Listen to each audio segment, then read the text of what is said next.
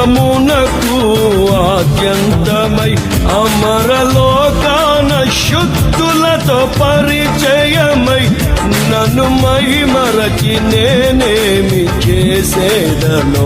అమరలోకాన శుద్ధులతో పరిచయమై నన్ను మహిమరచి నేనేమి చేసేదను.